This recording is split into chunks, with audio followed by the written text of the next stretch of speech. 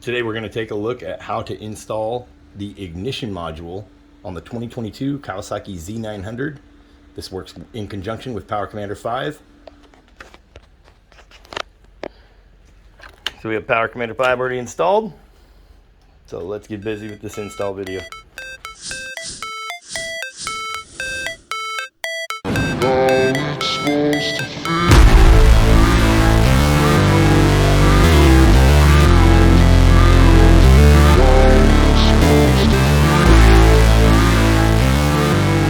What's up everyone, this is Bill. You guys know what time it is. Today's watch is a Marvel Invicta collector's item. Little collector's watch. This is the Punisher. Pretty cool. So that black onyx for the eyes and the skull there. Black onyx in the center. Anyway, got a little video for you guys. This is straight from our website, BLRTUNING.TECH. This is our ignition module for Power Commander 5. So if you want to be able to control ignition timing or add something like our two-step launch control, you have to have the ignition module to go with your Power Commander. Okay, so we've installed Power Commander on the Kawasaki Z900, and then we are going to be installing the ignition module next. So that is going to be this guy here. So we have our map disclaimer, warranty, some decals from BLR Tuning. Okay, and then get some paperwork that says everything about the bike, what we requested the tune to be. Remember, you can order Power Commander 5 with the tune already installed, so just plug and play right out of the box, install it on the bike, you're good to go. So this is our ignition module. You can see ignition module for use with Power Commander 5. You have to have Power Commander 5 installed to use this. This will do nothing without Power Commander 5. Okay, so keep that in mind. It does plug into the Power Commander 5, so it's got these two wires here. You could lengthen them if you want, but they are short. This does need to be installed next to the Power Commander, so you can get to it. It does have the CAN bus plugs that are right here. So it does come with a CAN bus cable that is also fairly short. Okay, so it needs to be installed close to the Power Commander in order to reach. It does have instructions in the box. I'm going to walk you through where everything plugs in, show you how to install it. If you look in the description below this video, you will see a link to the video that shows how to tear down the Kawasaki Z900. And that video will walk you through getting all the plastic off, the airbox out, the gas tank, all that. And then you can refer back to that video in reverse to put everything back together. So in this video, we already have the bike all disassembled. We're going to go straight to installing the ignition module. So you can click on the link in the description below to that video. Shows how to just disassemble everything. Okay, and then come back here and continue where you left off here. And we'll be over at the bike. Okay, so I'll see you guys back here in a minute. Time is ticking. So here we are at the bike. So our Power Commander is installed back here, and our Power Commander runs up the left-hand side of the bike. This is if you're sitting on the bike. So hopefully you guys followed the steps in that video. Remember, there's a link in the description below to the video on how to tear this down and get it to this point, okay, on the 22 Kawasaki Z900 disassembly video. Okay, so now we have our ignition module. It needs to plug these two wires into the Power Commander. So you'll see you do have some flathead screws on the bottom, and then you have some holes over here. And the way they number them is starting out here on the end, going towards the center, the main harness. So number 1 through 7. Okay, this is white wire is going to go to input number 1, and then the black and white wire is going to go to switch input number 4, or input number 4. Okay, on your Power Commander. So you're going to go number 1, and then you're going to go 1, 2, 3, 4, the fourth one over, and that's where this one's going to go. Remember, you are poking these through a little rubber grommet in there. That's to keep a watertight seal. So you want to give them a slight tug after you screw them back down and make sure that they're not going nowhere. Okay, those need to be plugged into there. They only need to be plugged in if you plan on using the Rev Extend feature in Power Commander, which our tune from BLR Tuning has Rev Extend turned on, and has a raised rev limit, we're going to be using these. Okay. Then we're going to run our harness down the right hand side of the bike. So we'll run it back behind everything and follow these pre-existing connectors here that connect everything to the frame. Okay. This is going to go to the 2-wire pin that is our crank position sensor right on top here. So that's where this is going to plug in, and then it's going to come across and under everything. And we do have a common ground. It's going to be right there. That's a 10mm bolt. So we will use a common ground there. We are going to use dielectric grease on all these plugs as we unplug stuff. Then we're going to come up and run everything underneath, and it needs to go up to each one of the coil sticks. So they are up here. They are 1, 2, 3, and 4. Starting on the left-hand side, that's cylinder number 1. Okay, so they are color coordinated as well. So this orange is cylinder number 1, yellow is number 2, green number 3, blue number 4. Okay, that's it. Pretty straightforward. Then you'll use the CAN bus cable, plug in one port on your ignition module. It doesn't matter which one you use, to one of the ports that are on your power commander. Again, doesn't matter which one you use. If you're going to run wideband or something like that, you'll use the other port for the wideband.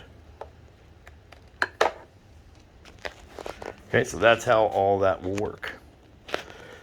Hey guys, I just want to come back and show you kind of the routing that we're going with here to do this. So our ignition module here, obviously we still got to plug it into power commander. You will have to move some stuff from back here. And remember, this only works with power commander 5, so you should already have power commander installed. Our ignition module can sit back here. Our wire is going to run along the ground side here. And remember, when you're doing this, unplug your ground wire. It should be the first step you do here. Our wiring is going to run along inside this little lip underneath here, along with the main line here that it already, these connectors that it already has here for connecting the wire to the chassis. Okay, and then this will stop right there. This is going to go up here. This is going to hop over to the ground. Okay, and then we ran underneath the brake lines. Careful with your steel brake lines.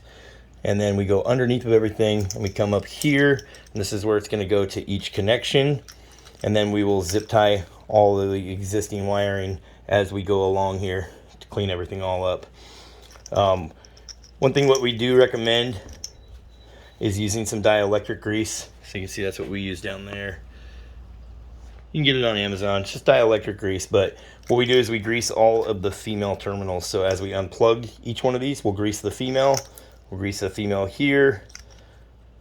Just some grease around the edge, around the terminals, so that way it keeps a watertight seal. We don't ever want to have to take this all apart again and get back in here because, you know, we got moisture or something. Okay, and then per instructions from Dynojet, our 2-step launch control for this will work. We'll have a separate video showing you how to install it on this bike. But if you're installing it while you're here at this part, if you ordered the power commander and the ignition module, or if you already had power commander and you ordered the ignition module from us with our launch control, you will need to have these wires plugged in and then to the power commander. And then our launch control will be this push to flash headlight switch. So as long as you're holding that in, you're on 2-step. So you'd go 0 throttle, hold the button in, then you'd be able to wind the throttle out. You'd be in 2-step, and you can program that to whatever you want. It will plug into, it's a two wires coming off that run all the way back along the frame. And then it will plug into switch input number 4 and number 5.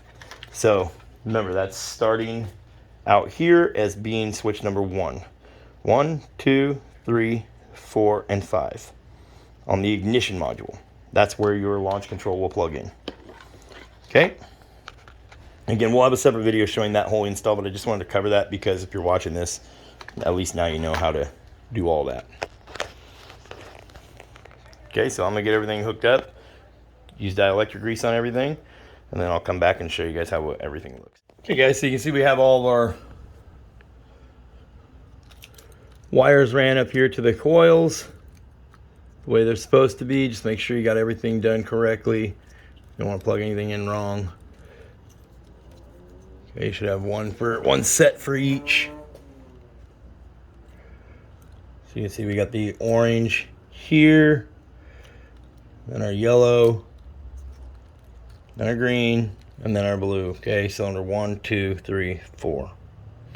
Okay, and then our crank position sensor wire. This little type of input, or type of connection, I should say, you need to lift this tab up. You can get like a small Phillips head screwdriver right here, and you need to lift this little guy, because what it does is it connects over the top of that little notch sticking up. Okay, so that'll hopefully help you unplug it without breaking it if you've never done something like this before. And then obviously we intercept these two. We're using dielectric grease, that's what you see here. And then this one's we're gonna route over to our ground. Okay, so it's coming along. Okay guys, so you can see how we have things ran here.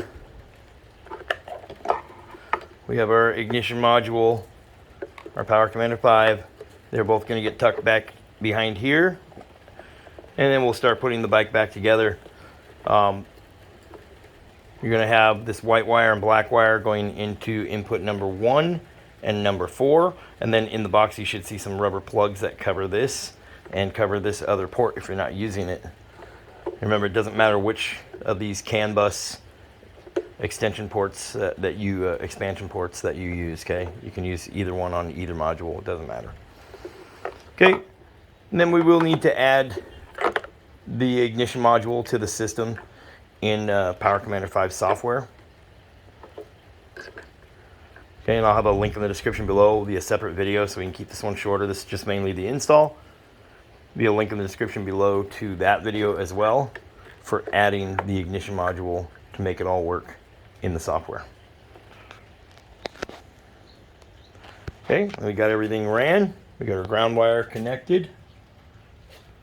Okay, we got our sensor plug hooked up here for the crank position. All our wirings ran nice and neat. We just need a zip tie up here on this main wire set up here. And we are ready to start reassembling the bike. And then again, there will be a separate video on how to install the two-step launch control.